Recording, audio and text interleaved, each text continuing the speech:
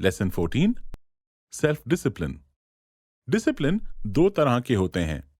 एक होता है एक्सटर्नल डिसिप्लिन, मतलब वो डिसिप्लिन जो दूसरों के प्रेशर से आता है, और दूसरा होता है इंटरनल डिसिप्लिन, जो बिना किसी के प्रेशर से हमारे अंदर से आता है, जिसे सेल्फ डिसिप्लिन भी कहते हैं।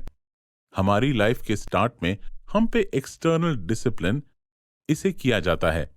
जैसे जब हम स्कूल जाते हैं तो टीचर्स हमें डिसिप्लिन्ड रखते हैं, ऑफिस में हमारे बॉस हमें डिसिप्लिन्ड रखते हैं, और घर पर पेरेंट्स हमें डिसिप्लिन रखते हैं। और किंग को डिसिप्लिन रखने के लिए चाणक्य ने एग्जैक्ट यही मेथड यूज किया था। उन्होंने अपनी बुक में कहा है, and I quote, he the king should set the preceptors और ministers as the bounds of proper conduct for himself, who should restrain him from occasions of harm, or when he is erring in private, should prick him with the goad in the form of indication of time for the performance of his regular duties by means of the shadow of the water clock. Unquote. King को discipline रखने के लिए चाणक्य ने एक बहुत ही अच्छा method use किया था।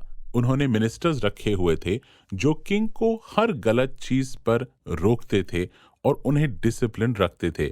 इनफैक्ट अगर वो कुछ गलत करते तो उन्हें एडवाइस दी गई थी कि वो किंग को रॉड से मारें।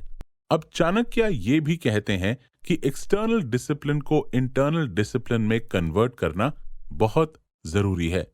वो कहते हैं, and I coat, one doing whatever pleases him does not achieve anything, unquote. यहां पे चाणक्य कह रहे हैं कि ऐसा इंसान कभी सक्सेसफुल नहीं बनता जो वो सब करे जिससे उसके माइंड को खुशी मिले, और यही सेल्फ डिसिप्लिन आता है। हमें डिसाइड करना होता है कि हमें क्या करना है और फिर हमें वो चीज करनी होती है। तो चलिए अब मैं आपको वो सिंपल स्टेप्स बताता हूं जिन्हें फॉलो करके आप डिसिप्लिन्ड बन सकते हैं। Number 1, have a clear agenda और गोल। सबसे पहले आपके पास एक क्लियर गोल या एजेंडा होना चाहिए। मतलब आपको यह पता होना चाहिए कि आपको एग्जैक्टली क्या चाहिए। अगर कोई गोल नहीं होगा तो आपकी लाइफ का कोई पर्पस ही नहीं रहेगा।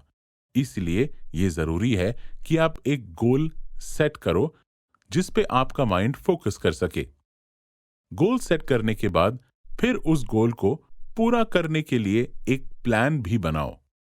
जैसे मान लो आपका एक गोल है कि आपको 10 किलोज कम करने हैं। अब उस गोल के बाद एक प्लान बनाओ कि वो चीज कैसे अचीव करोगे। जैसे एक प्लान बनाओगे, एक एक्सरसाइज रूटीन बनाओगे, and so on. Number 2, share it with someone close.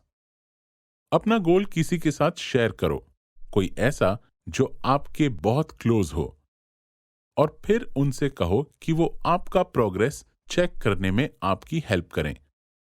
ये पर्सन आपका कोई भाई भी हो सकता है, आपकी वाइफ या हस्बैंड भी हो सकते हैं, आपका जिम इंस्ट्रक्टर भी हो सकता है, इवन आपके साथ काम करने वाला कोई कॉलीग भी हो सकता है।